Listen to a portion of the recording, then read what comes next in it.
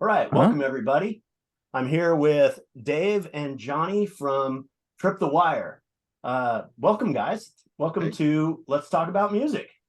thanks for having us. You bet. Glad to have Thanks you. for allowing the bass player in. We are a really accommodating group, and You by really group I got mean just kind of me. So, so you're a welcome, good guys. human. I saw you guys Thank you. play at Daryl's Tavern a couple months back. And you guys you blew the doors off the place, man. It was great. It was I had Tom on not long after that and just absolutely singing your guys' praises and raving about you guys. You got a new album coming out, which is awesome. I'm on the pre-release list. Oh, cool. So I bought the digital download when it's available, I think Friday. Yeah, Friday. You'll be getting it Friday. Friday. Yeah. Yeah. Nice. So let's so Johnny, like starting with you, what was the first band that made you like want to play? What was there a band or a song that made you think I could do that? I want to be a musician. My Sharona was the song. Okay. So what was that? The Knack? Yeah. The Knack. Yeah. So that was, I mean, I don't know why there's so much hate for the song. I still think it's a cool groove. It is but a great groove. but that was the first song. It's like, ooh, cool. I used to try to record it off the radio, thinking that, oh, they always played it at 1 p.m. So I'm going to be at the radio at 1 p.m. so I can hear the song and record it.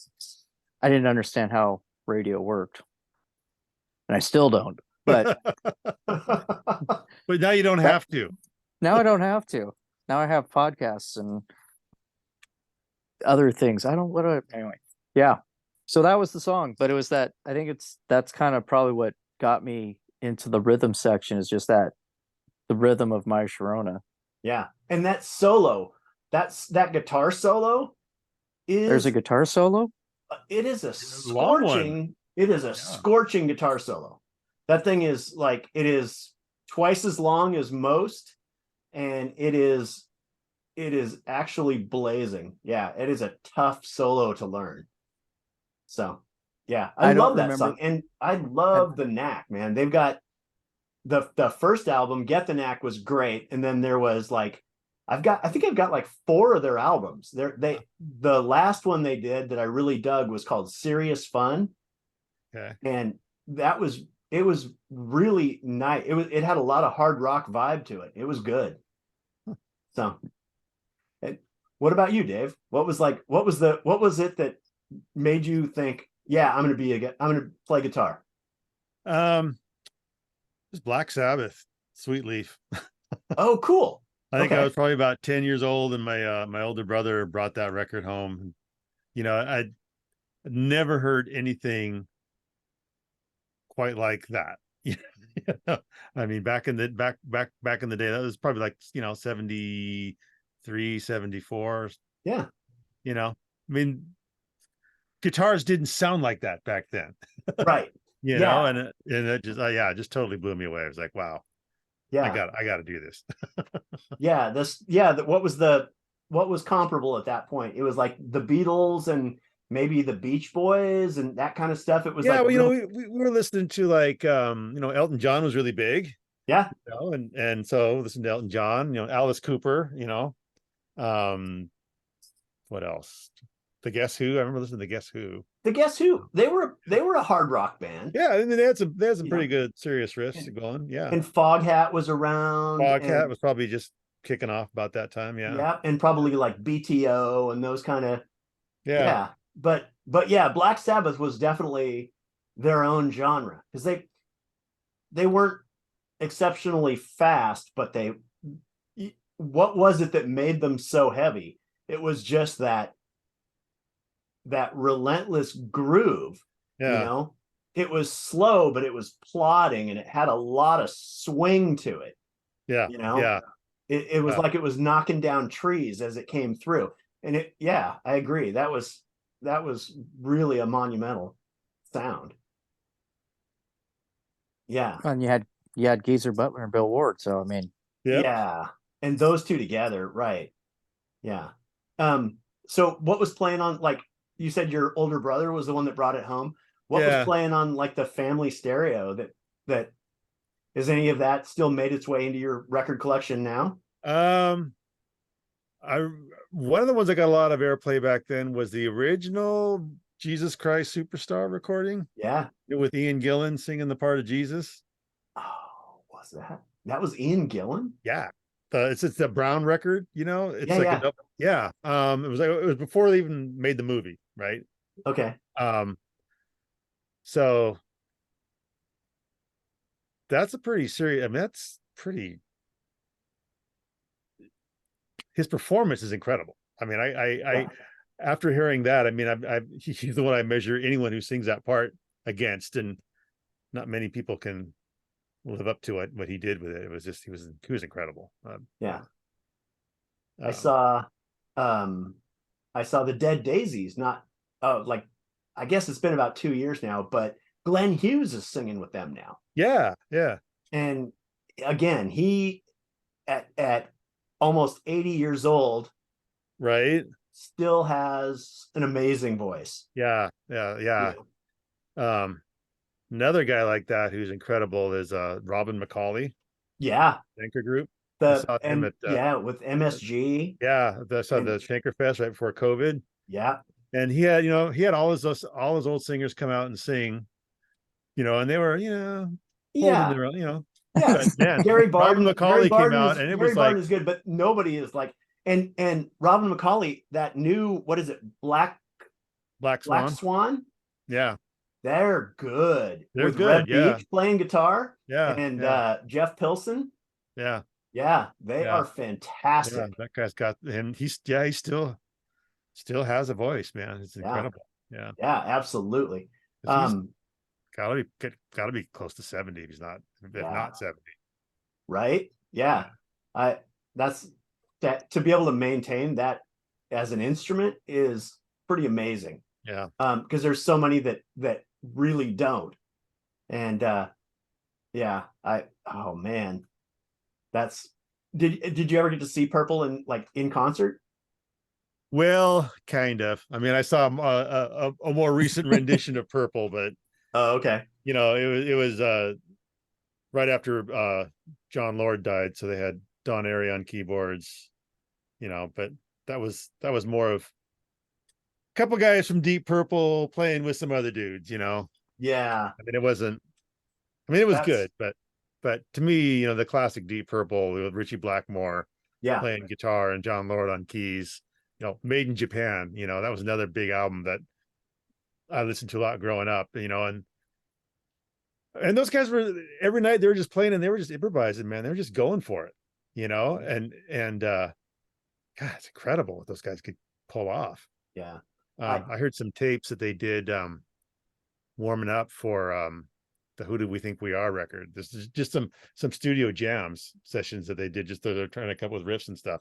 yeah. And just to hear these guys, they're just jamming, and it's incredible. I mean, I would probably have paid money just to buy that, It was, guys were, Yeah, I would have loved to seen I would have loved to seen either Rainbow with uh yeah, any of the Rainbow, like Rainbow with Dio would have been awesome. oh man, Yeah. You know, Joe Lynn Turner is probably my least favorite of the Rainbow singers. Um, but I like Graham Bonnet a lot. yeah, Um, yeah, I just thought that album, what was it, Down to Earth, was the Graham Bonnet album with Since You've Been Gone. yeah, yeah. Love that album. And yeah, I think I think I would almost prefer Rainbow to Purple, which is probably sacrilegious, but Well, if it could be Rainbow with Dio, yeah. And I just wish Richie Blackmore would actually start playing electric, again, instead of that acoustic Renaissance fair lute crap that he's doing now.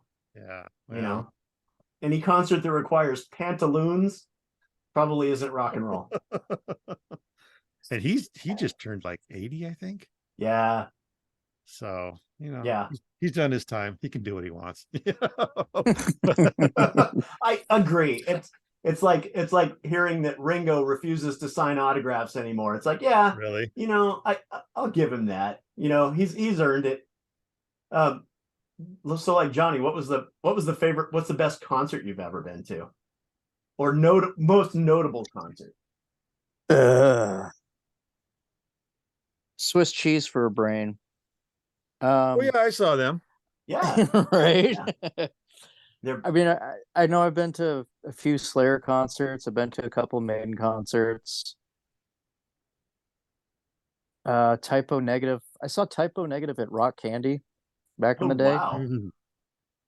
Um, saw Metal Church at Jimmy Z's. It was Jimmy Z's at the time, but Tony V Space. Yeah, yeah. It's I've been to a bunch of concerts and I don't remember Yeah. most of Well, them. those are the best. Those make the best concerts. The ones you don't remember. Some of them, yeah. I mean, I mean, I don't know if I'm just in the moment enjoying it at the time, and then it's all right. I had that experience and I moved on, but it's like I've seen a bunch of bands. I've seen Priest a bunch of times. I've seen AC/DC a bunch of times, but yeah, Rob comes out on the motorcycle, and Yeah. Big Bell comes down for AC/DC and Angus runs around. It's like, yeah, okay. Yeah. I, I'm just horrible. I'm a bad person. I can't remember. Um, you know, most notable concert I couldn't tell you, but for me, it's whatever one I'm at is the most memorable. That's a good answer, actually. Yeah.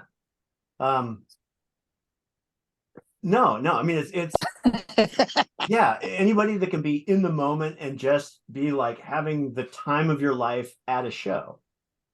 It's like that's to me is the epitome of a good rock fan. It's like I'm here. This is exactly where I want to be, you know? Right. I've been to a lot of shows. I think I've seen Michael Schenker at least 7 or 8 times. Y&T comes through pretty regularly. I've seen them a bunch of times. Def Leppard, got to see Van Halen with Sammy. I never got to see it with Dave in the heyday. Right. And Dave just it wouldn't have been as appealing, but now that Eddie's gone, I mean, I guess I got to kick myself for missing anything to be able to see him. Well, that's kind of the bummer about it. It's like you never know. Right. It's like, okay, I mean, yeah, I could go to that concert, but they're going to be coming around next year, so I'll see them then. Yeah, there's no guarantee of that. And even with COVID, I mean, look at how many good clubs we lost just because of that. Right. Yep. They were forced to shut down for 6 months and they can't make rent. They can't pay they can't pay for the space. They can't pay for their employees. They try to come back. They don't have it, they don't have suppliers. They don't have whatever it takes to bring that, to keep that infrastructure. And we lost so many good places. Yeah, and we didn't. And when they did reopen, there wasn't the patronage. Yeah. That they needed to, keep the business open because, right. Not that people didn't want to go out, but there's restrictions or there's, fears of getting it. So it's like, oh, I would go, but I don't want to get something from someone else who's not taking care of themselves. Yeah. Whatever. So it's, businesses had a hard time. And of course, our government, taxes didn't stop. So, no. It's like, oh, I can't do this and keep, so yeah. Yeah. Yay, COVID. Right. But I could drive to work really easily during COVID. So that was awesome. Yeah. Most people. Yeah. I think that's one of the funny things too is, because of it, I think like a lot of companies switched to a work from home model where it was feasible, and Yep. and they're trying to pull people back into an office environment, and a lot of people are resistant. My wife, her company is in Tacoma. We live up in North Seattle, and she works from home, and she's like, no, I'm not going to go into the office. If you want to replace me, okay, but I'll find, I can find a job anywhere. I get headhunter requests from all over the country, people that want me to work in, at a company in Kansas or Minneapolis or Florida. And then it's like, oh yeah, it's telecommute for 6 months, but then we want you to relocate. I'm like, I'm not moving to Kansas. Right. No, I don't think so. When you're trying to arm like grade school kids, I think I'm going to take a hot pass on moving to Right. Kansas. Well, people not going, since we're in Seattle centric, people not going back to the office in Seattle is actually hurting the clubs and the restaurants, because now they don't have the lunchtime crowd to go into these places to patronize them. So they're losing income. Yeah. So there's a big push to get people to come back to the office, which I understand, but hey, maybe instead of having people come back to the office, you lower the rents and the lease spaces and you open up more artist friendly venues Yeah. and bring art and culture back to Seattle like it should be. I mean, it doesn't have to be music venues, but just art galleries or cool smaller businesses that would actually get culture back into Seattle instead of the plastic city it's becoming. That, whatever progress, but back in my day, I remember Seattle having cool cultural places to go to. Yeah. Back when Yeah, you could staple band posters on telephone poles without getting arrested. Right? Yeah. Exactly. Some of those were so cool that I would actually try to peel them off to take them home and put them on my wall. Yeah, And you could same. never do it without just ripping the corners out. And, they were so fragile. And a lot of the time they were glued on as well as stapled. Yeah, and but you had hundreds of chances to get that one off yeah. because they Some of were those, plastered everywhere. yeah. In fact, I still have a couple framed. Those are awesome. Good artwork, good band posters. Those are Right. cool. I mean, I would love to see it like a coffee table book of just all of the band posters, all of the concert posters from a certain venue, like Mhm. like the Crocodile, like the Vogue back in the 80s, or Oh yeah. or like all of the Showbox shows, or Or the off ramp or the or rock the off candy, ramp, right? the central, Yeah. Doc Maynard's. Doc and Maynard's, the Swan Cafe. yeah. Uh, Yeah. So There's another I think one down there. that would be cool. Can you imagine if like that would be? I can't imagine anybody has those or has pictures of them or anything Right. like that to compile it. But that would be There's probably some out there, but you wouldn't have a complete right. collection. But yeah, Yeah. but And now we live in an age where once it's on the internet, it's there forever. right. You could compile that and you could have that. It in some ways it's better, but in a lot of ways it's worse, because you kind of miss that nostalgia of how I remember it. May not be accurate, but that's a more fond memory than to see the realization, like watching a movie that you were really hooked on as a 10-year-old, and then you go back and watch it in your 30s and you're like, oh my God, this is terrible. Oh yeah, no, I've done that many times. Man, like this was a Jason and great the movie. Argonauts, or or one of those, or like Krull, or Dude, I loved Curl back in the day. right? And Watch it now. Watch it I now. did. It's ridiculous. I think I rewatched it during like 2020, and it was just like, why did I like this so much? Right. This is horrid. Yeah. Yeah. The first Of course, movie I'm not- I like the 1977 version of King Kong with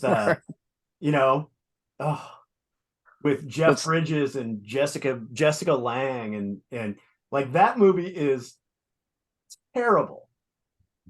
But you know, for a 10-year-old, that was awesome. That was like the right? coolest movie in the world. Yeah. Oh yeah. And Well, you know, and it's but it's musical cool when taste. you it's cool when you find that one though that you go back to. It's like, oh, this is so horrible, but it's so good. Yeah. So you have to go back and rewatch the classics to find those gems that they made things better. Yeah. Just the story or the cinematography or whatever, or the guitar solo in that one epic song that, Right. you know, from your favorite band. Yeah. But who was your band? Who was your favorite band at 10 years old? Mine was probably Kiss. I barely remember last week, so I don't remember what I was doing it then or listening to really. Yeah. But I bet Dave remembers Yeah, what Dave. he was doing at Well, 10. yeah, it was Black Sabbath, and Led Zeppelin too. I remember because that was about the time Houses of the Holies was out, right? So I Oh, and remember, that's I a remember, I remember telling my substitute teacher in 5th grade that my name was Led Zeppelin. So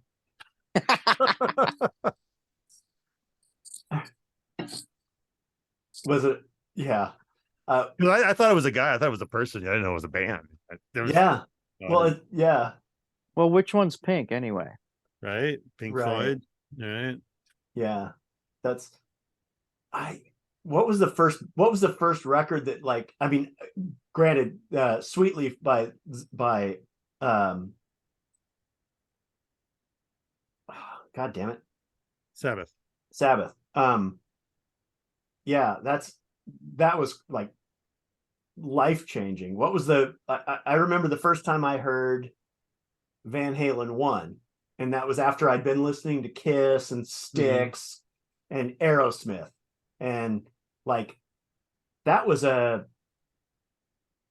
monumental new sound, you know. Like Van Halen kind of, like, they didn't knock, they kicked the door open. Yeah, yeah. um and it was really bombastic, and it just, like, I remember hearing Eruption, and I had no intention of playing guitar at 10 yet, but it was kind of one of those things where I'm like, what is that? You know, I had no idea that that was being played on a guitar as one guy playing it. It sounded like a symphony of cats being strangled. You know, it was like there's so many things that it's like it didn't make sense to me that this was a guy playing it on guitar. Yeah. And Well, that's the genius of Eddie, right? yeah, I mean,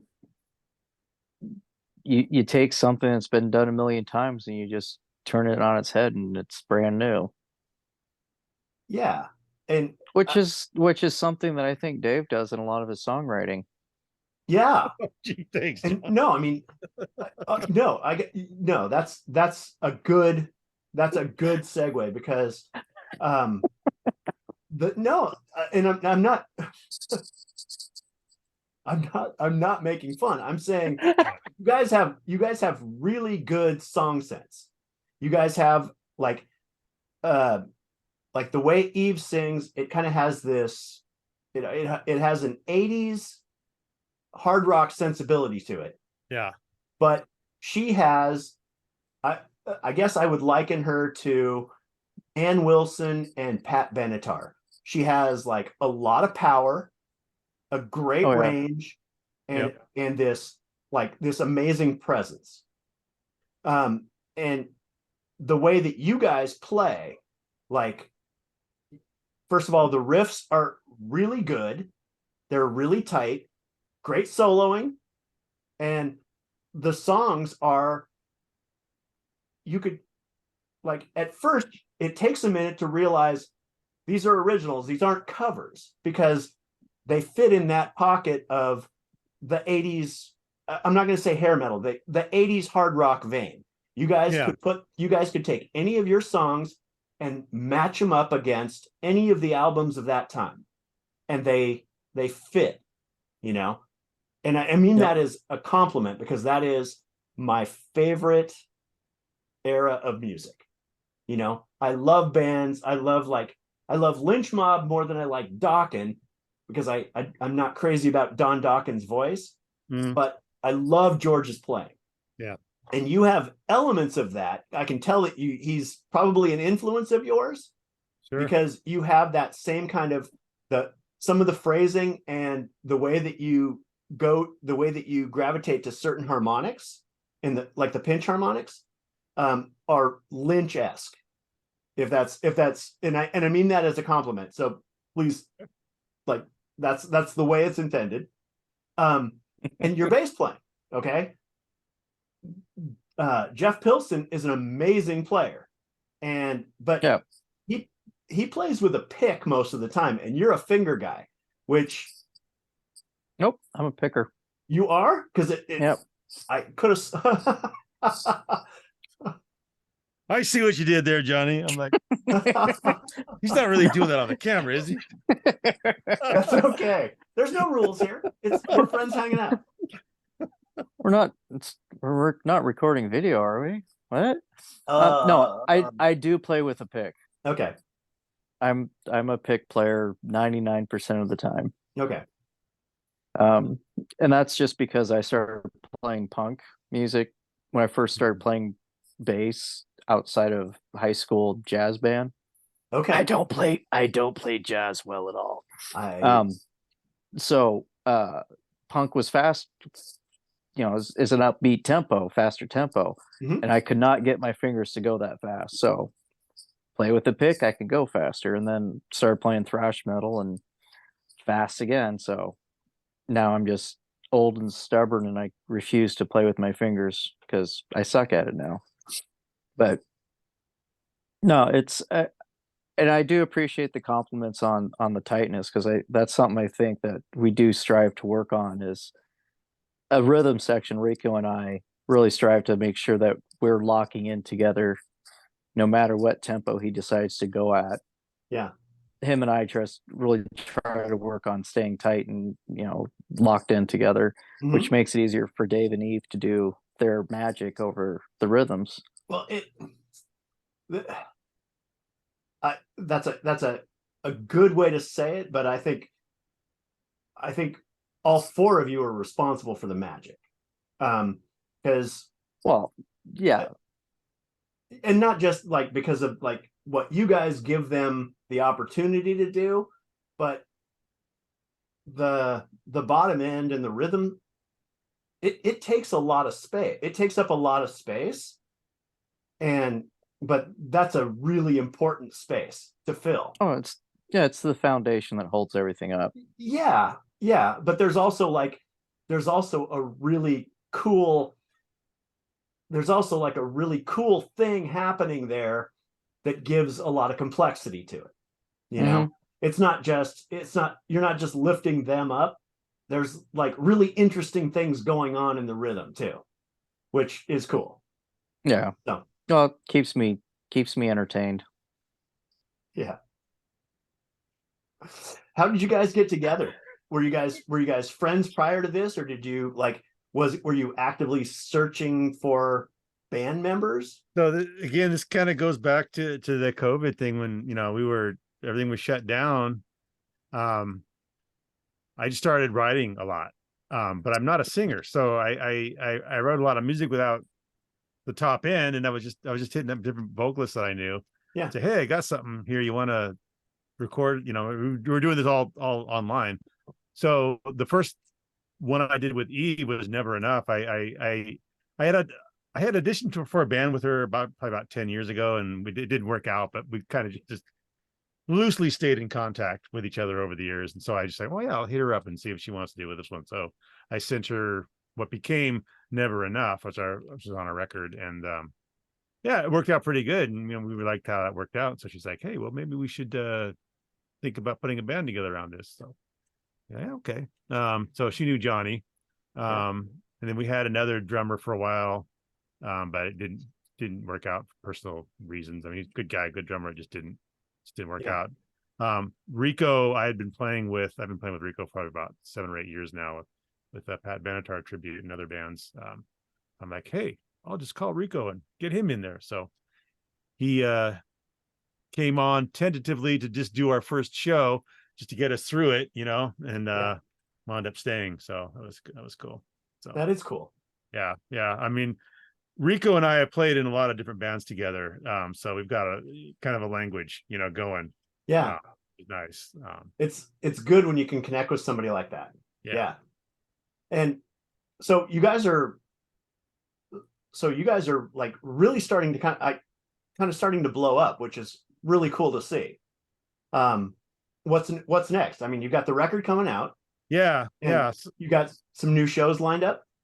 Yeah. So our next show, our album release show, is going to be Cinco de Mayo at Tony V's. Okay. With Blistered Earth. So that's the big one we're pushing right now. Good. I know we got some stuff after that in the summer. But those are kind of off a ways. We've been so focused the last couple of months on just getting the finishing touches on the record, getting the final mixes done, getting the mastering done, trying to get the publicity out there, and so now it's time, I think, to get back to work and get some more shows going. But yeah, well, the ones we've got booked are up on our website, tripthewire.com. Okay. So you can always go to tripthewire.com and sign up for our mailing list. And then we will email you sporadically big exciting news coming from the band, upcoming shows, whatnot like that. We just wrapped up our pre-orders for our album, which now they got sent out, and the digital downloads will be available Friday. So we'll probably start transitioning that into more of a online store to where you can order CDs and whatnot, or t-shirts and stickers.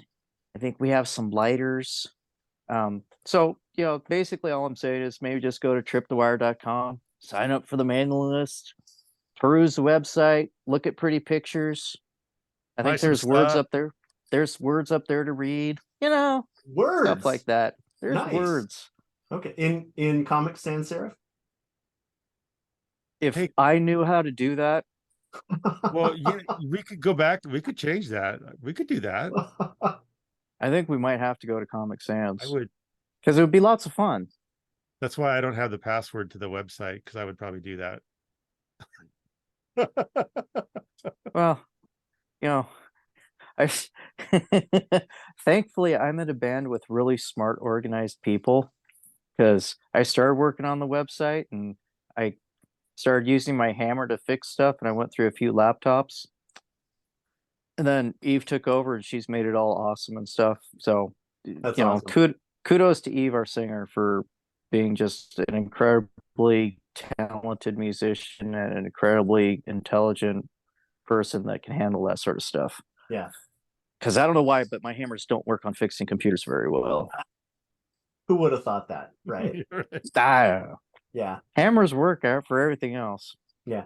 I will put the link to the tripthewire.com in the comment section. And I always keep the comment section open. So anything that you guys want to plug, if you got shows coming up, feel free to leave them as comments. And then what I'll do is I'll repost this to both Twitter and Facebook and tag you guys in it. You guys can repost. Yeah. Awesome. Yeah, we'll definitely be sharing the social media posts together, I believe. Good. Yeah. I don't know how to say that properly.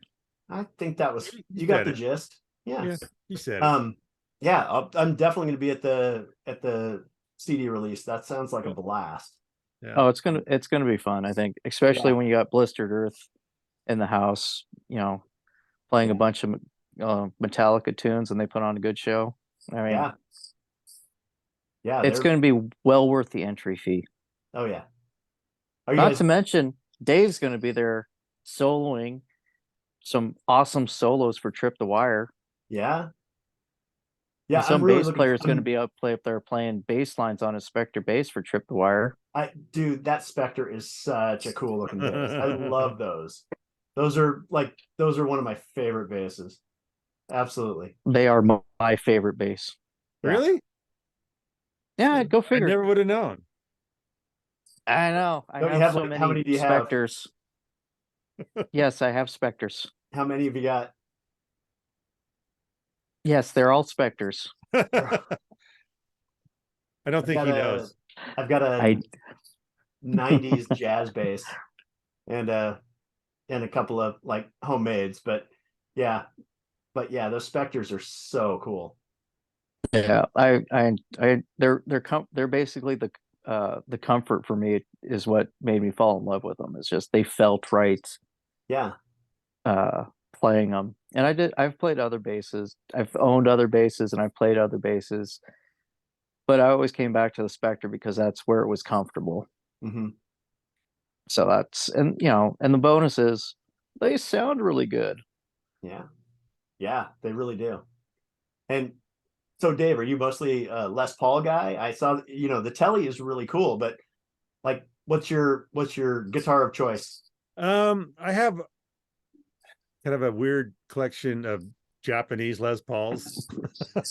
So my main one that I use is it's a black, it's made by a company called Bernie. And these all go back to the 80s. So that black Les Paul that I play a lot is a Bernie. And I have another Sunburst Bernie. I think that one's in the room with me. Okay. Yeah, here it is. Aw, Oh, love it. You seen? I don't know if I played this one with Yeah. Tripwire yet, but this was the first Bernie Les Paul that I got. And I got a couple Grecos. So you can buy like, or you used to be able to buy like 5 Grecos for the cost of a Les Paul. Now people have discovered them, and now their prices are going up. So Yeah. That's it's yeah, sad. that's you can't even find like good guitars at a pawn shop anymore. I know, it's like you find something cool and then it gets all over the internet and then the prices just blow up on them. I think the first Bernie I bought probably about 15 years ago was a SG. I still have that. But I paid like about $400 for it. Yeah. And now, they're going for like $1,500. Yeah. I Okay, I mean they're good guitars. They're good guitars, but man, yeah. It's where yeah, I thought it's I found something cool that nobody else knew about, now everyone knows about it. I now spoiled. everybody, yeah. I hate that. I I hate hate when that. you when they you want to lose out they on like what you think is your secret stash. Yeah, yeah. Yeah. So I probably won't be well, buying. that's the price. It's the What's that? price you pay for being a talented guitar player, and everybody wants to be like you, Dave. So they're like, "Oh, Dave plays those. I want those because Well, Dave's really cool." I'm just always looking out for the weird off the wall stuff, that Mhm. that no one else has. Because I'm always convinced it's just because there's the Les Paul and it's $5,000 doesn't mean there's not something that's just as good for a lot less. Right. And yeah, and that's I my I did not learn that lesson. Well, no one's making the Spectre style guitars, right? But a lot of people make Gibson style guitars, right? yeah. Well, Warwick stole the design from Spectre. Did they? They did. Yeah. They changed it, and then there's a little bit of a lawsuit, and then they changed it just enough, and blah de blah blah Is, blah. But Spectres are better than Warwicks, in my opinion. isn't In my Spectre opinion. isn't Spectre owned by Kramer? No. Oh, okay. Currently Spectre is owned by Korg. Yeah. Kramer's the owned by story Gibson was- now. So Okay. But back in the day was Stuart Spector and Ned Steinberger. And then Ned Steinberger left. Stuart kept it going. Then Stuart Spector sold it to Kramer. Then Kramer goes away. But they kept the Spector name, so Stuart started the Stuart Spector Design, which is basically the same bass. Then Okay. Stuart Spector Design goes back to Spector. He got his name back, and then he sold to Korg. Interesting. Okay. I knew there was an affiliation with Kramer. I would love to have a Steinberger with a trans trim. That would be like Oh yeah. that would be such a cool find, but I don't think you can find one for less than like $4,000 now. And What's money? It's not like you have to raise kids or anything. right. Yeah. I got to keep her in expensive shoes. Just tell her to just get those college grants going. They spend a college fund. Yeah, that's not a bad idea, actually. Yeah. She'll have to get a job, and yeah, it's all Got to good. start working sometime. Yeah, Right. sooner or later. It's gotta Right. happen. Yeah. She doesn't have a lot. She doesn't have the money sense yet, but she knows money is useful. So she will come down and say, "Dad, can I clean your car?" And I'm like, "Oh, okay." She's like, "But I want $20." Right. I'm like, "Well, my car isn't that dirty." She's like, "Yeah, but it's worth $20, you know." And all she'll do is she'll go steal whatever change is in the center console, and you know, pick up the French fry wrapper, whatever that she left in the back seat. Right. And you know, and she'll come back with like a handful of garbage. She's like, "Okay, $20." I'm like, "Really? Isn't that all your stuff? Shouldn't you have picked that?" $20. Yeah. All right. So here's a question for you. Yeah. You have $20. Yes. I What had $20. you Okay. had $20, but then you cleaned your daughter's room and she paid you $20. Wait, is that how it works? Anyway, so you have $20 and you're going out on the town. What three band bill would you like to see Ooh. of local Seattle bands? Okay, well, I gotta include Trip the Wire. Why, thank you, sir. I would throw in the Rockfords because they're doing a record release at Easy Street next weekend. Nice. And if we could get Goodness back together for it, I would Ooh. love to. That would be so awesome if we could get Goodness back together. But you know, the Rockfords is Carrie and Danny and Chris, along with Mike McCready and Chris's brother Rick. So it could happen then. It right? could totally happen because you know Thea's still around. We see her every once in a while. And Garth is absolutely still playing. He's still around. Yeah. Yeah, Goodness was one of my favorite Seattle bands. Yeah. I'll tell you a funny story is, so I moved here in, I want to say late 86, early 87. And my brother worked at American Music in South Center. And oh, nice. I moved here on a Tuesday, and he said, "Hey, what are you doing?" I'm like, "Unpacking." He's like, "No, we're going out." I'm like, "Okay, where are we going?" "It's metal night at Kent Roller Rink." And I'm like, "Okay, what's, metal night? Sounds like fun." He's like, "Yeah, 5 bands."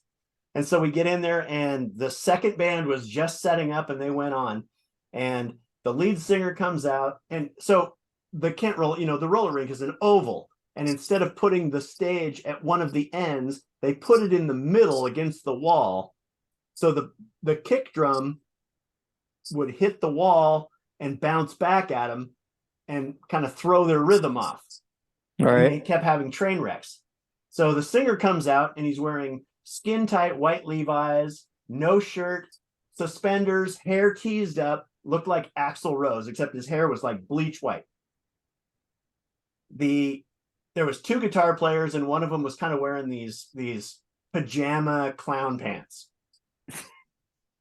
And they weren't great. Well, that was Alice in Chains. And Tommy McMullen from War Babies was playing with them. Yeah. And we've had this conversation a couple of times, and that was the first time, like, they weren't Alice in Chains yet. Right. And it was at Metal Night at Kent Roller Rink. Wow. And that was like to see them progress to become Alice in Chains. And Alice in Chains is absolutely one of my favorite bands, Right. And I think they fill the void left by Sabbath quite well. They kind of have that very kind of plodding, almost orchestral, like, not everything, it's not fast, but it's got that that really brutal groove to it, the way Mhm. Sabbath does. And the haunting vocals that Yeah. I think, I think they're a lot, probably the closest to be Sabbath-esque of all the Seattle bands. Well, speaking of Alice in Chains, you could go up to the bass shop in West Seattle Yeah. and see Mike Starr's Yeah. I just saw that. Rudy Sarzo bass. Yeah. Yeah. Jeff Rouse posted that. Yep. That's pretty But awesome. the bass shop is a really cool bass shop to go to. If you're a bass Yeah, player. Well, if you're a guitar And player, I'm glad you guys got places to go. yeah, I'm glad. Well, I'm glad. Yeah. see, the bass players could take the guitar players there because they're in the same space as Thunder Road Guitars. So there's a place for the guitar players and a place for the bass players to go to in the back area. Yeah. It's like, okay, bass player, go to the back it's there. like I could take you there, and it'd be like when I used to take my kids to the grocery store and I'd put them in the playroom. Exactly. I could put you in the bass room Right. to make sure you don't get in any trouble. Uh-huh. Is it a little padded area with no sharp edges?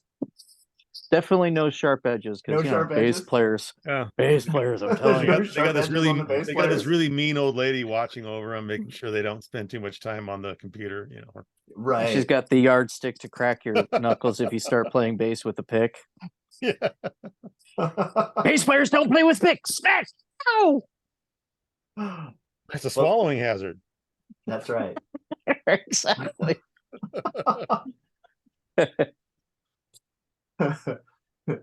Okay, so what would your three bands be for a bill?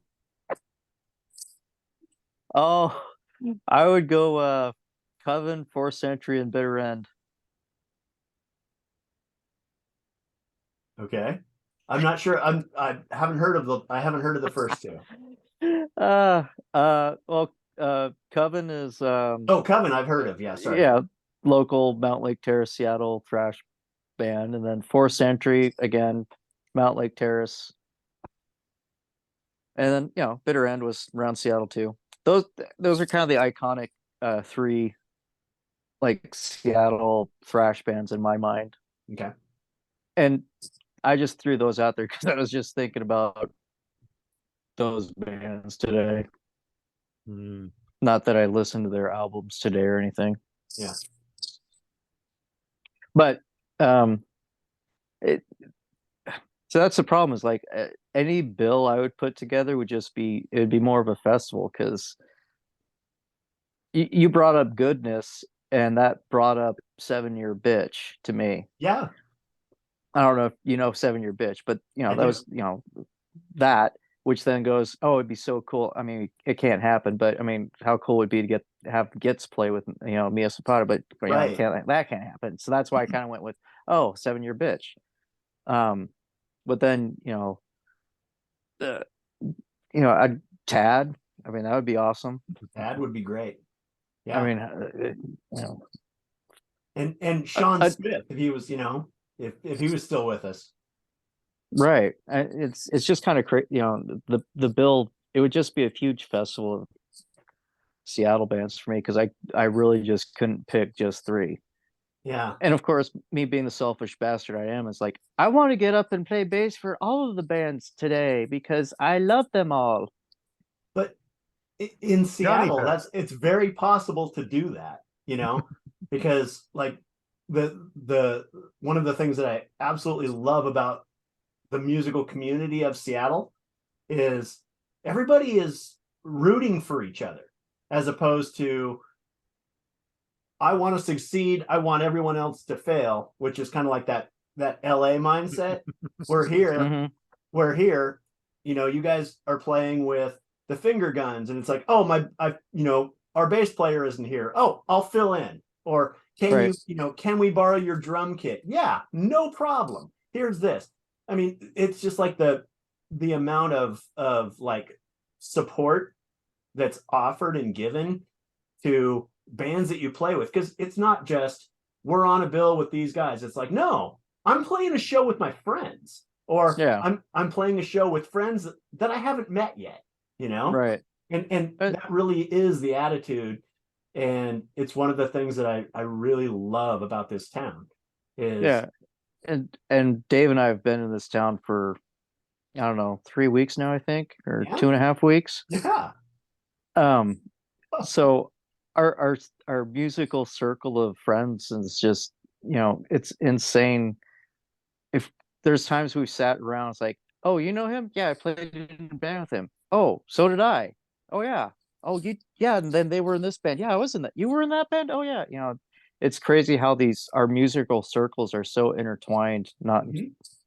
is it it's it's amazing just the number of musicians that are in this town, but how big you think it is, but how actually small it is in comparison. Yeah. Because we're all incestuous musical It, bastards. it, but it's like it's such a family feel.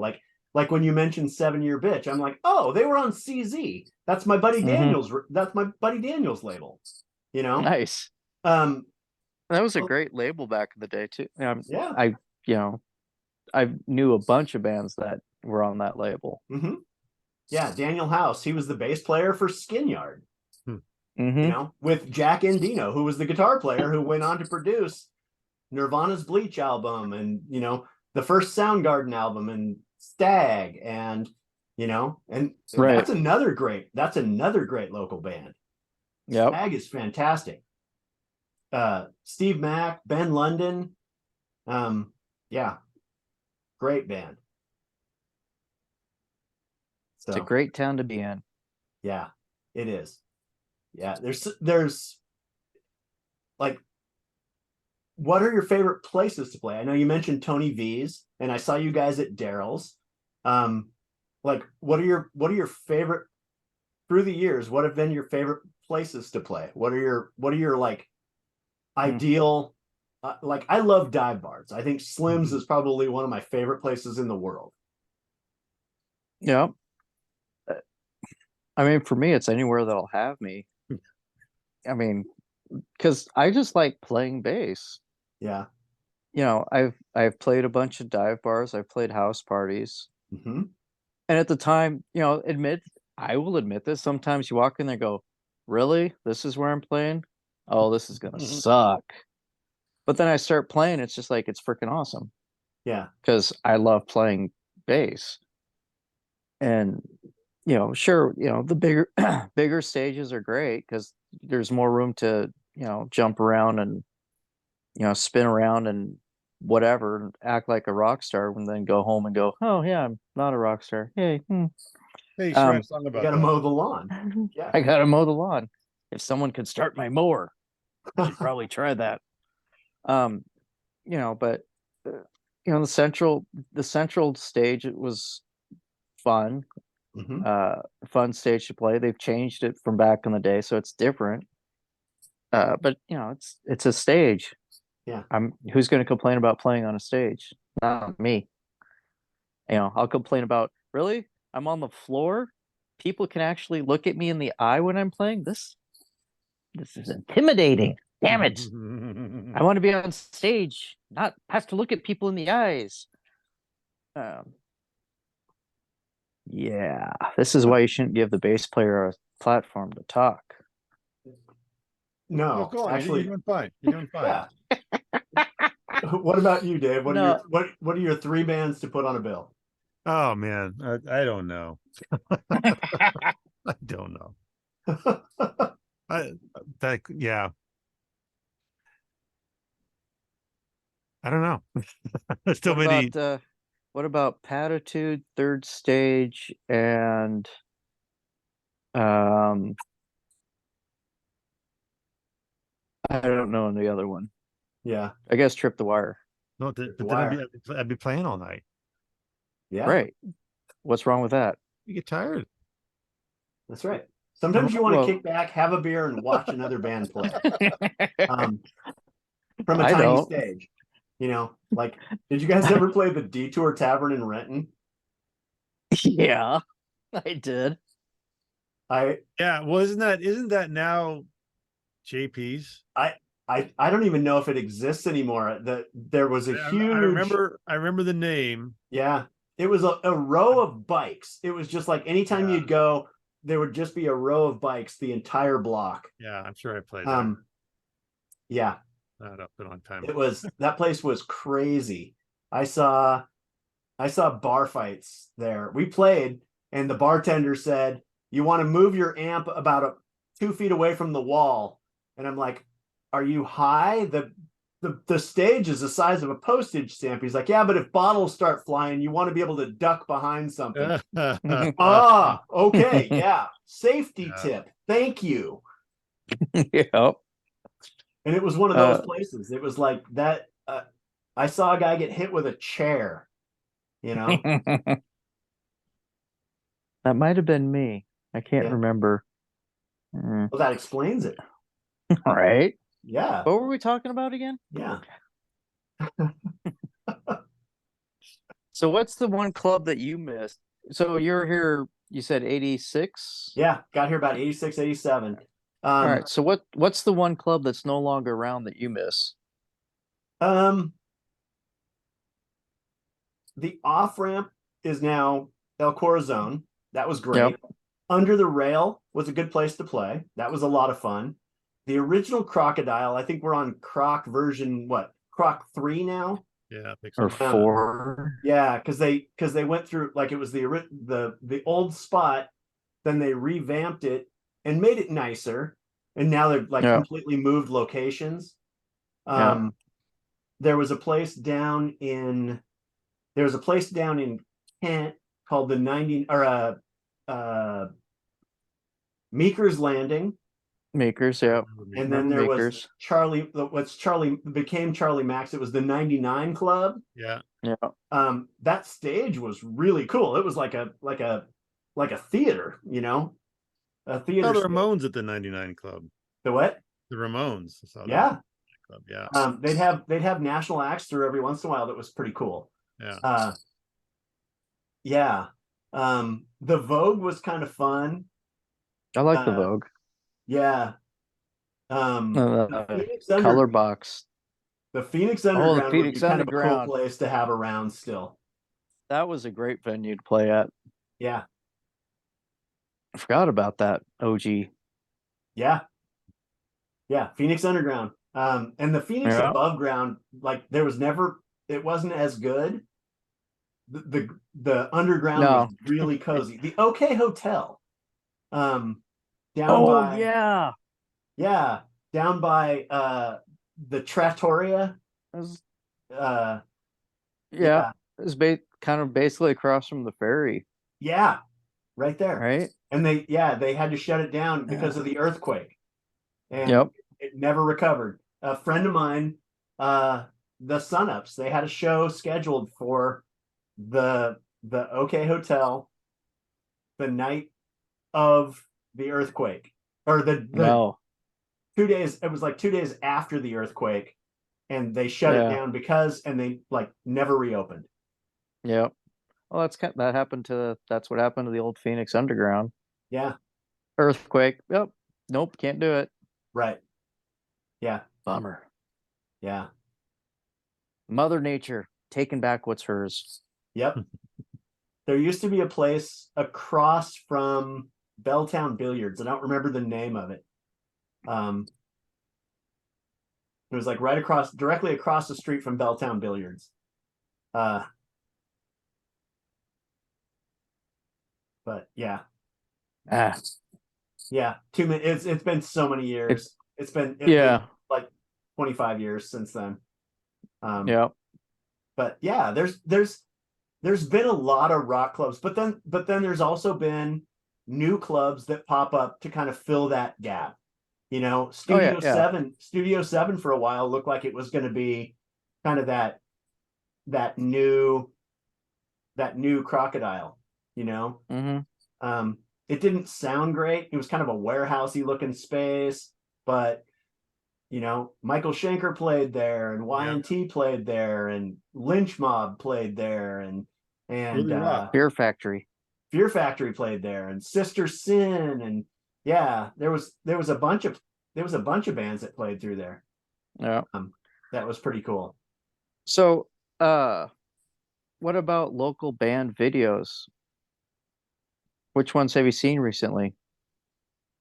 Well, let's see. I saw this band called Trip the Wire, and they have a new band. They have a new video called Hurricane, if I remember correctly. Um, is that where you're going? Is that on YouTube by chance? I believe it might It's be. on the Yes. YouTubes. You can see it on the YouTubes. You can see it on the YouTubes. Yeah. Yeah, I'm sure I've forwarded that along, and yeah.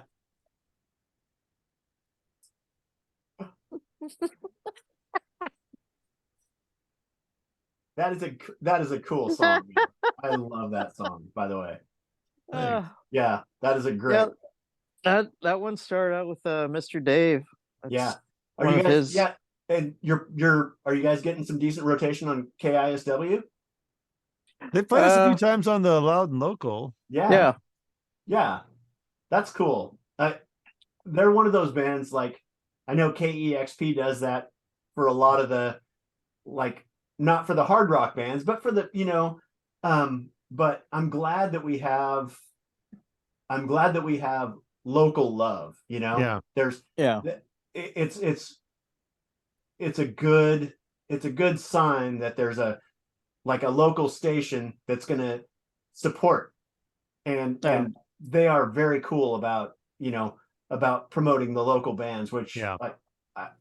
yeah. It's great that Kevin Deers is kind of in the corner of local music around here. Yeah. And playing metal on Metal Shop, it's like it having Kevin in the scene is just, I think it's just awesome. Yeah. Yeah, that's awesome. But hopefully we'll be releasing another single here pretty soon, so hopefully we'll get a little bit more love on the radios there. And Okay. And I believe Eve is working on some treatments for video for another single after that one or something. Not sure on which song is getting released next as the next single, but I do. That's because you're smart.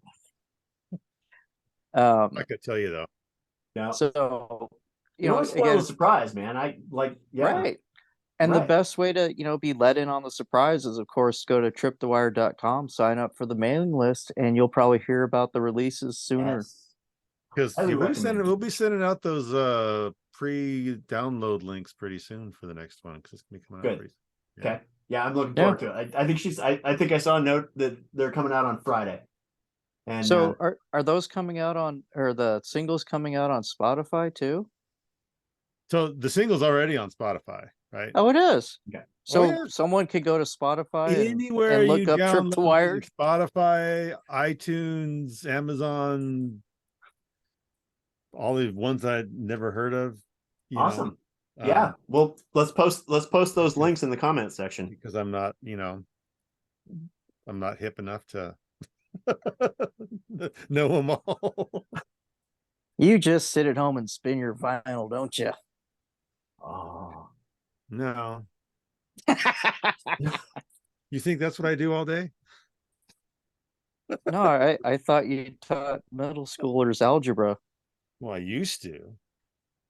I still don't understand how letters can be in math. Yeah. I'm going to fight you on this one constantly. Yeah. Yeah, letters don't belong in math. Amen. It's just like using numbers to discuss music, right? Yeah. So I don't do that. Although I do get the point of variables, because I had to write, this is going to sound completely nerdy, but I had to write like a 7-table SQL join today to do a data pull for the stuff that I do. And yeah, so yes, algebra is used in real life on occasion. I just hit things with a hammer. Hence the need for letters. Right? No. Hit things with hammer. No letters needed. No letters needed. No letters needed. Yeah, that's why you play the bass. Exactly. With a pick. with a pick. Just point to which metal thing I put my finger on, and I'm good to go. Yeah. The first dot or the second dot? Or in between the dots, whichever. Don't tell me what the letter is. I don't need to know. Letters make no sense. Yeah. So have you guys like, did you guys both grow up in Seattle, or where were you guys from? I'm from Seattle. Well, I'll Yeah. tell you, but Okay. yeah, so Yeah. Ditto. Yeah, I grew up around here. Okay. Yeah, I grew up in Wenatchee, Okay. which At least you're still a Washingtonian. yeah, yeah. But growing up in Wenatchee, I still have friends that live there, but like growing up for me, it sucked every second of every day until I left. And I literally was counting the days. I left as soon as I graduated. I was just like out of there. And yeah, I was thinking, oh yeah, I'm gonna move over to Seattle and become a studio musician. Right. And there was almost no studio scene over here. You could play on, a couple of jingles, like what was the Bob Roberts appliances and Frederick and Nelson commercial, and some, like, what was it, like Dags burgers or what, like, remember Dags, bag of Dags. And yeah, there was like so few opportunity to do anything like that. So it was, working in a carpet warehouse and, and waiting tables and yeah. But yeah. That's kind Yeah. of surprising that so many iconic musicians got their start here, but there wasn't really a whole lot of a music business scene around here. there wasn't for a while. Yeah. I mean, Of course, I didn't was start. never good enough to get into that scene either, but just Yeah, there was some great, like, I mean, Heart is from here and they never really left, but there was like Nikki Sixx is from here and Duff McKagan are from here, and then they split yeah. and went to LA. Is that what you mean? Is like Well, they tried no, to make it here and then they left to go become huge rock stars somewhere else? well, there's that, but even before those I mean, Jimi Hendrix was from here, Yeah. right? Yep. But during those days, the 40s, right, 50s, there was, I don't know. You go on the Google machines and look up the stuff, but there's some crooner guy that was from around here. Yeah, that's right. Yeah. Bing Crosby. Thank you. Someone's from- speedy on the musical knowledge there. He was from Spokane, I think. Yeah. Right, but there wasn't a whole lot of studio work around here either. No, yeah, you're probably right. Yeah. I would never say the bass player's right. Well, you probably have some insight. Yeah, I don't know. But I don't know. I always just thought it was kind of interesting that all these iconic people came from here and there wasn't a whole big music scene here until, really grunge hit, right? The Right. 90s. Yep. Yeah. I mean, there was like little one-offs, I think the Kingsmen were from here, Right. and they Yeah. were like their big hit was Louie Louie. Yeah. And Hart Hendrix was from here, but he didn't make it big until he went to England. Yep. And yeah, I can't really think of too many bands from the 60s or 70s from here that stayed to become big. Hey, buddy. No. So out of all the bands that have like made it out of Seattle, so would Alice in Chains be your favorite, or do you have another one that would be your favorite? This question could be for both of you, of course, but let's start with Carl. Okay.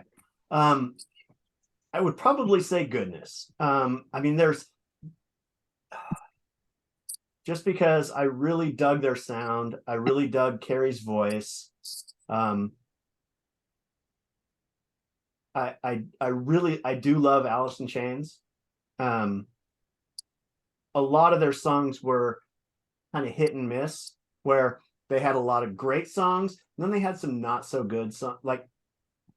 Like an album wasn't amazing from start to finish, you know. Hmm. Um, but the stuff that was good was great, you know. Yeah. Uh, I liked Soundgarden a lot, just because Chris Cornell's voice is amazing. Um, I was never a big Nirvana fan. It just didn't affect me. And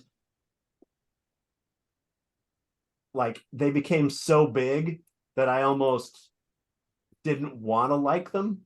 Right. You Yeah. know, I didn't want to just feel like I was like jumping on that train. Um, Yeah. but Well, it's like when Teen Spirit comes out, it's like I don't like Nirvana, but I like the old Nirvana, but yeah, not Teen Spirit Nirvana. Bleach, Nirvana, right? Right. Yeah. Um, I yeah. Um, I I dug Skin Yard. I thought they were just cool as Oh yeah. shit. Yeah. Uh, Tad, I like the first Brad album. Um, I thought they were great. Uh, I really liked the first Pearl Jam record. Liked the second Pearl Jam album. Kind of liked the third one, and then like I Just Presley kind of went yeah. from 10 And then down to 9 and to then there 8. like and then there was like little flourishes of this is really cool throughout. Um, and yeah, there I don't know. I try to give it all a good open-minded listen. Hmm. Um, but like as far as bands that aren't like Seattle bands that aren't national acts, I really dug um Stereo Embers. Anything Tim DiGiulio plays on is phenomenal because he is probably my favorite local guitar player. He's played with, Yeah. yeah, I mean, the guy is amazing. I love his playing. And Yeah. he's just like this super nice guy. Um, and you know, Trip the Wire. I love seeing you guys. I love seeing that you guys are crushing it. You know, I'm so happy to see that because you guys are really deserving of it.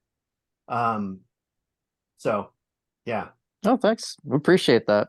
no, absolutely my pleasure, man. Like I I am happy to try to champion local bands that I dig Yeah. because you know, it's like I at work, I have like a stereo, like I'm playing music constantly at my desk, and I'm always turning on my coworkers to, oh, check these guys out. You're gonna dig this. These guys are playing here. I'm going to see this band this weekend. You should come along.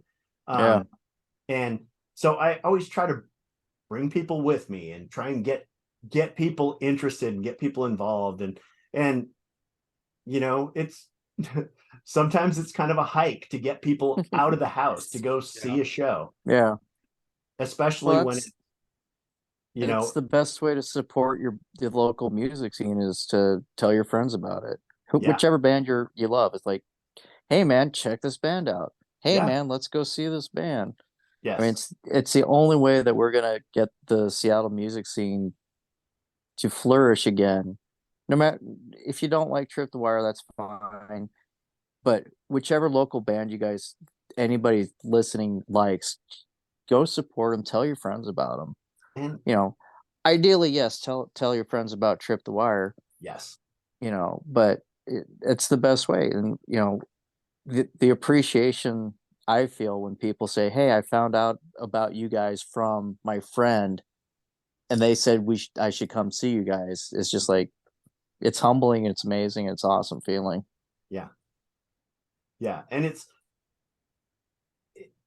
in this kind of post-COVID recovery period, I guess you could call it. It's also a big step to just get people out of the house to go do something. You know, there's like, you live in a residential area, you know, we're in North Seattle. We're just south of Shoreline. We're, 3 miles from Daryl's or 5 miles from Daryl's. Just getting out of the house to go see a band, and even if you don't know who's playing, just go support a venue, go support and see a local band that you may never have heard of, because I didn't know you guys were playing when I went to see the Finger Guns, and I saw Eve and I'm like, hey, I know her. And then you guys played and I was just like, okay, holy crap, this is awesome. This is great. And Steve is standing there going, yeah, this is real. This is awesome. And like Steve and I and Jay were all kind of standing there bullshitting. And then when you guys were playing, it was just like, no. This has got our attention. This is exactly what we're going to be here for. Yeah. And, so I'm really excited to see the CD release party, what you guys got coming up in the summer, hopefully some outdoor shows, Yeah, I believe there's I think there's a couple outdoor shows. We got Ched Fest for sure. We'll be there. Okay. And And maybe one of this, hopefully a show at Slim's out on the patio. Yeah, we have a show there in June. Oh, perfect. I think that should be patio should be out open by then. Yeah. Yeah, that should be great. So yeah, on the flatbed. yeah. That's so cool. Yeah, that's flatbed of fun. Flatbed of fun. It is a cool, yeah. That's a cool venue. I love that place. So no, that's the best way to keep those venues open, is keep going to them no matter who's playing. Yeah. Like if you're close to Daryl's, none of my favorite bands are playing anywhere else, so I'm just going to go Daryl's and see what they got. Right. It's great way to discover new bands and new friends. Yeah, it absolutely is. I don't get out as much as I'd like to. Yeah. Because, sometimes it's like, oh, my buddies are playing in Stanwood. I don't live, that's an hour and a half drive for me. I'm not doing that. Right. But, go see a band local to you. Yeah. It's fun. Yeah. Then you get to see handsome people like Dave every so often. And Johnny. Yeah. Yeah, you get to laugh at people like Johnny because he's ugly.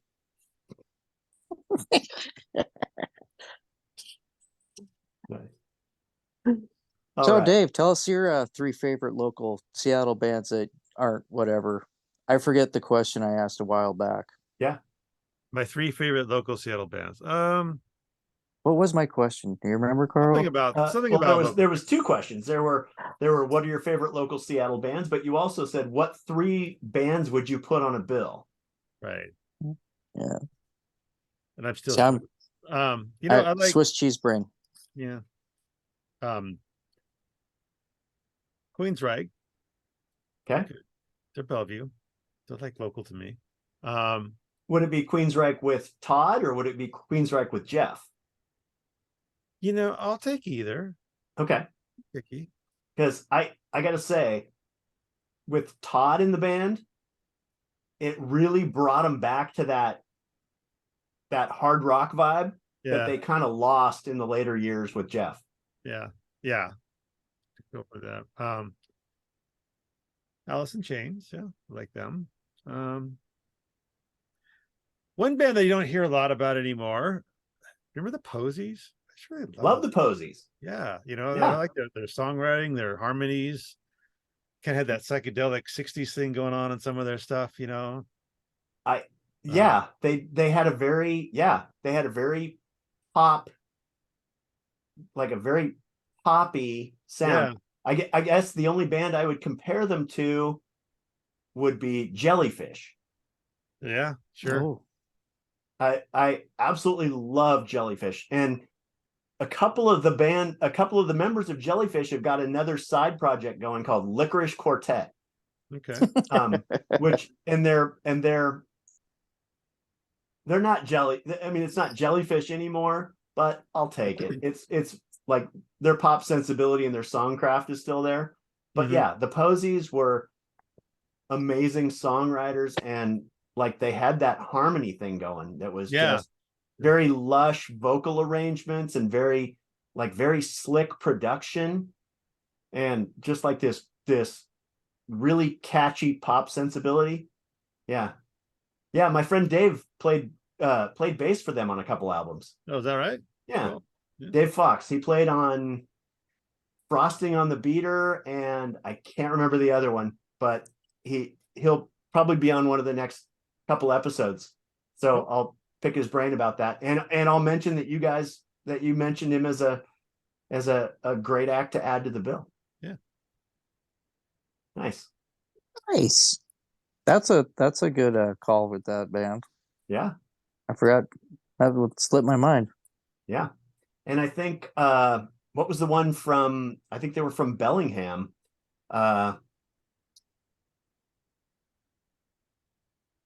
Oh, geez, I'm totally drawing a blank. But they were fairly famous and pretty huge for a while. They were kind of like one of those shoegazer bands. God,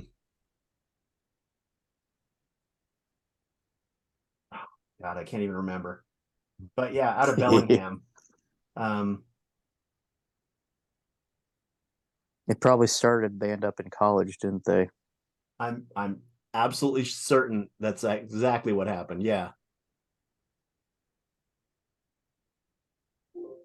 Okay. Hang on, let me look it up. So while he's looking that up, Dave, what else do you got coming down the pipeline with Trip the Wire? Well, did I say the album release show on the 5th of May? 5th of May. Where is that going to be at? At Tony V's. And where's that located? Which city? What is this, a test? Yes, it In is. Everett. It's in Everett. In Everett. So May 5th, 2023 at Tony V's in Tony Everett. V in Everett. Nice. Yeah. Do you have And- anything special planned for your outfit for that night, maybe? Oh, come on. Yeah, but I can't divulge that yet. Oh. That's gonna be a surprise. Will Bell Bottoms be involved? No. Okay. Well, then I will be there. That was the qualifying question on whether or not I will show up. Yeah, as long as you're not wearing corduroys or bell bottoms or corduroy bell bottoms, then yeah, I will be there. I will be there singing the praises. So what was the last album you guys bought?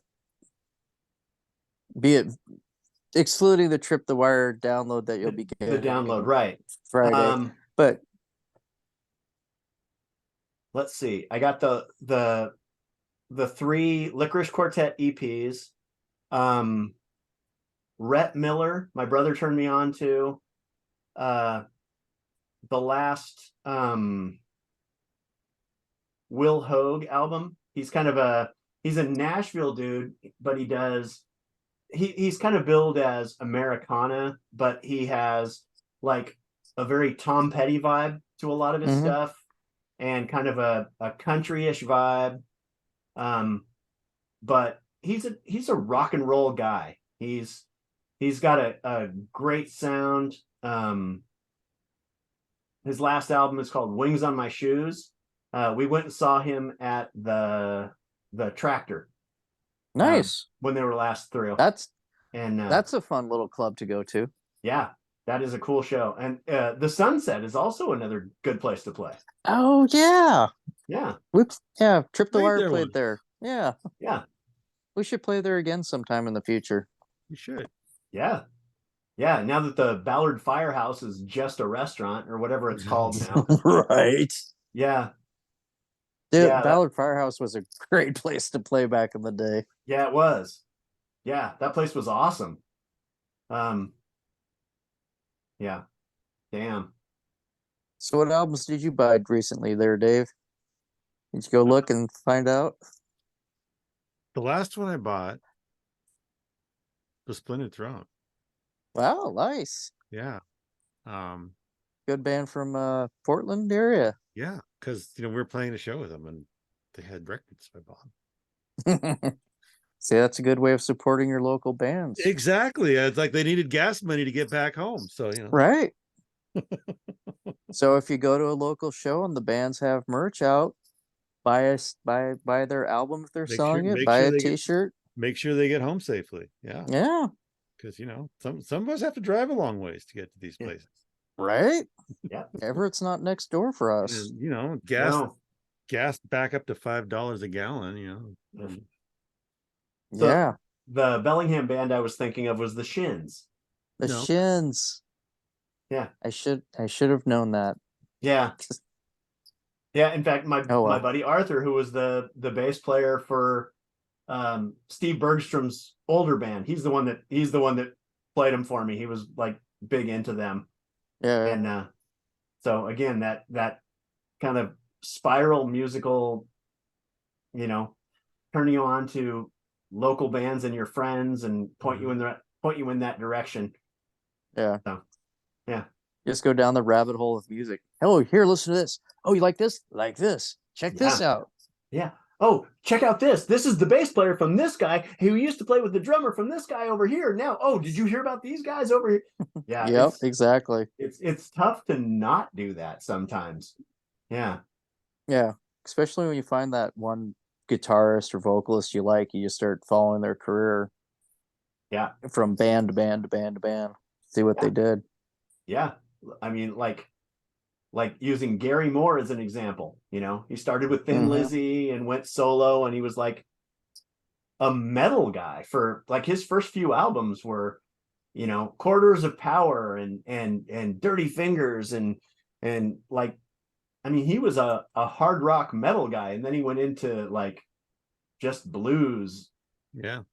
And then started winning Grammys, and it was just like he wasn't going back to metal after that. No. Oh, I'm getting Grammys. I like these. Yeah. Oh, I'm filling arenas now. Oh, okay. Yeah, I think I can swing this. I think I can swing this pentatonic stuff a little longer. Yeah. Oh, I don't have to play so many notes so fast. Yeah. Nah, Yeah. give me metal. Right? Lots of notes. Yeah. I like that. Yeah. I want that barrage. I want that A chord that feels like it's going to crush your ribs, Mm-hmm.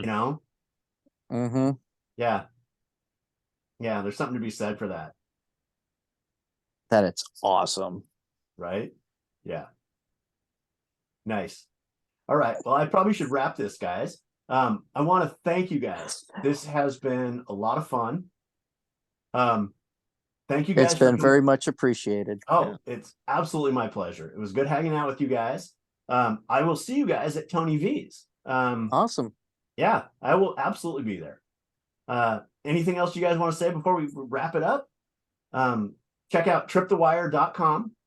Get on the mailing list.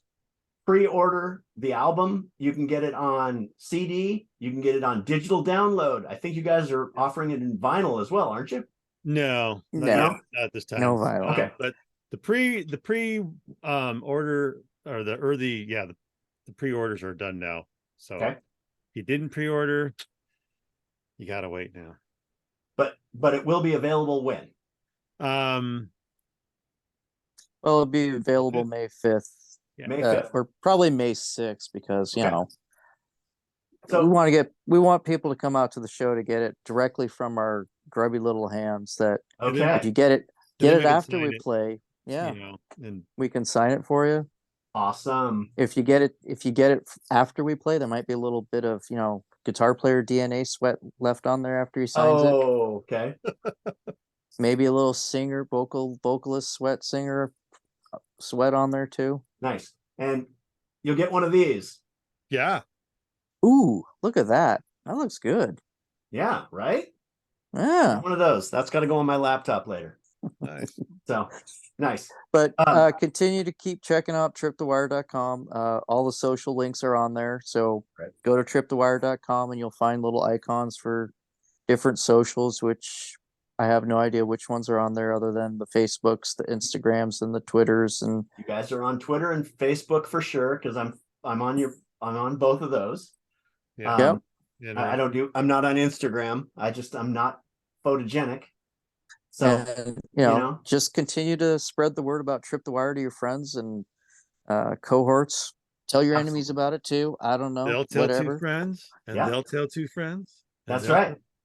And then you'll have soft, luxurious hair That's right. And bass player hair.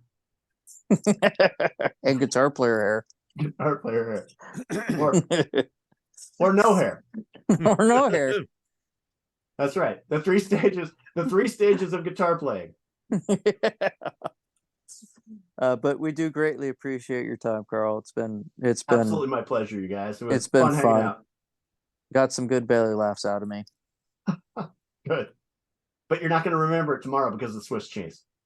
Probably not. Okay. Well, It's this will be it's nothing posted by against you. tomorrow. This will be posted by tomorrow, so you can use your short-term memory and relive it through the video. There you go. As long as there's links on the socials, I will find it. I will post it. I will post it probably first thing in the morning. It's got to encode down and it'll be ready to upload. Yeah, because I'm always checking the Trip the Wire socials to see what's going on with Trip the Wire. Very cool. All right. I will post it to you. All right. Thanks. Thanks, buddy. You bet. You guys have a great night. Okay, You too, man. All right. Thanks.